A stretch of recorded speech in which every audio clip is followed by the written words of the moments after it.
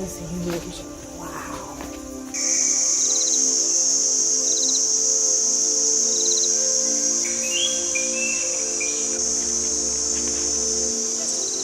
These caves are definitely extensive. There are so many channels, just crazy. It's magnificent. Nothing like this. You have to come here and see for yourself. The feeling, you cannot even put it to it.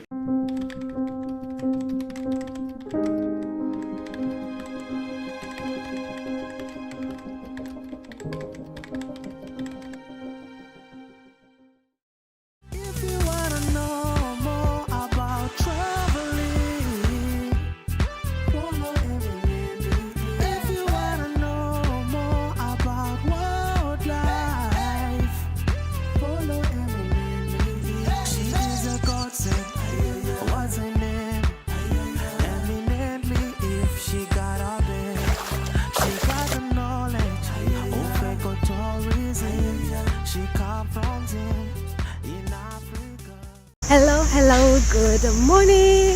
How are you guys doing?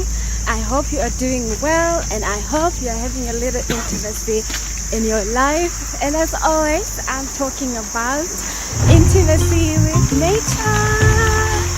Yes, so today we are finally trying again to visit the Chinhoyi Caves. Because yesterday when we were trying to visit, there were 2 buses full of school children, and so it was hectic. It just was not going to work. But let's try now. There are a few school kids here, but I hope we are early enough to avoid the extreme chaos when there are too many.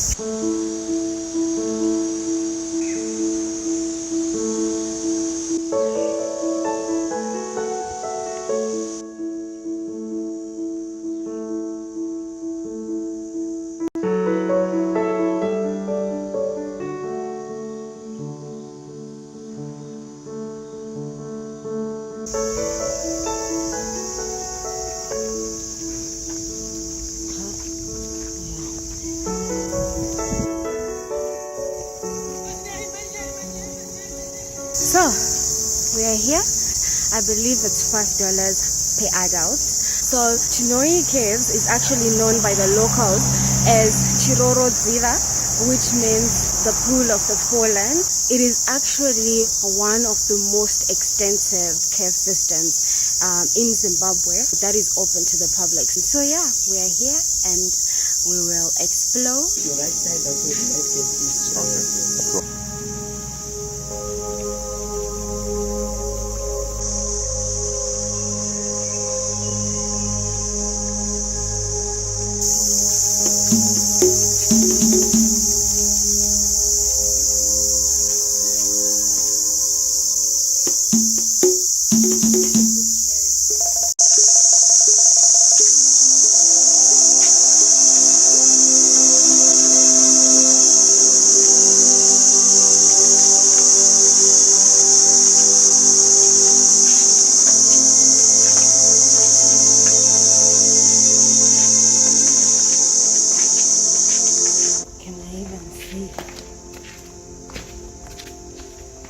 I've never been in a cave this huge.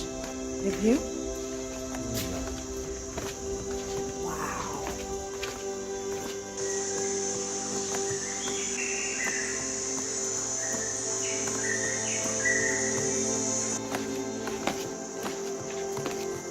So are the animals that live here, you think? I think before humans started coming here, there would have been bats.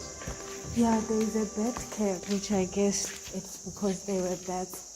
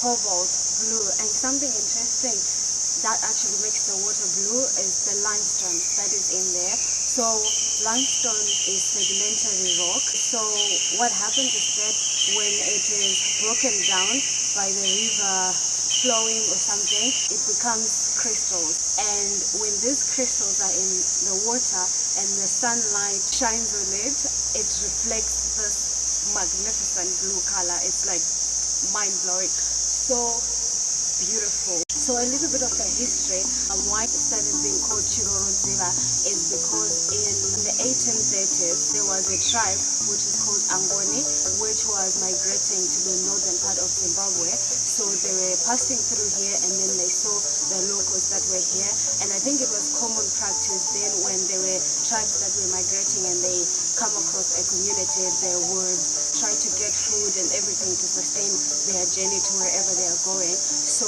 they passed through here and the locals that were here and also headed them into this pool, and it said that many people ended up in this pool and it started being called Chirorozira, which means the pool of the fallen.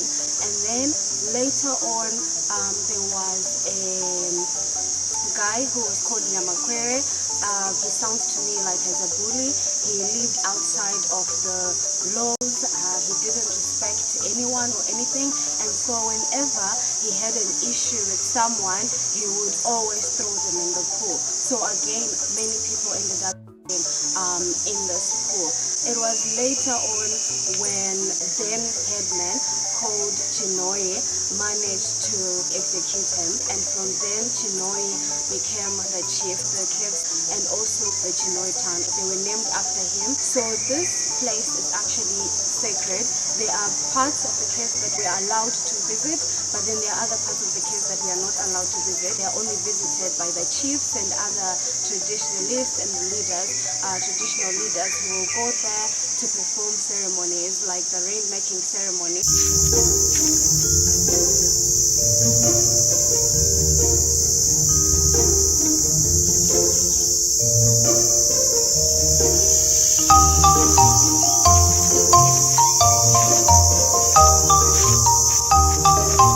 We are now on our way to the dark caves. The craziest thing is to imagine all these things that are said to have happened, and those people actually walked around here, moved around here, at some point lived in fear. It's just insane.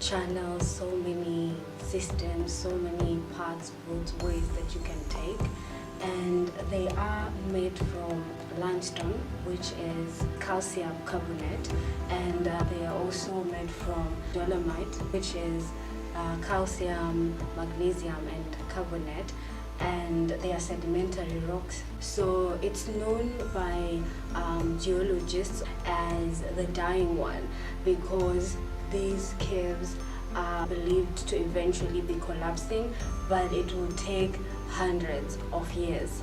But it has been already witnessed at the sleeping pool, as you would have seen that the roof that used to cover that collapsed, and that's why now it's open. So it's really just an incredible thing. The things that nature does, it's wild.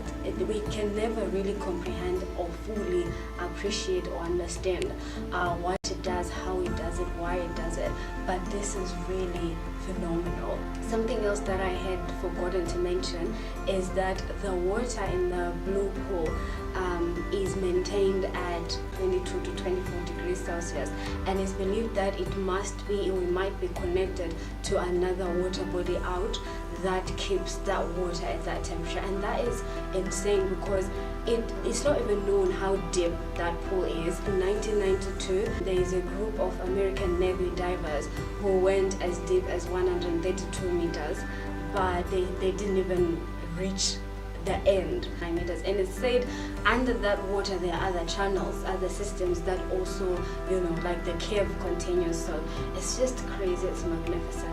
Nothing like this. You have to come here and see it for yourself, and the feeling, like, you cannot even put it to words. Wow, this is so beautiful. This is heavenly. Like, what? It's beautiful. It's beautiful. Yo.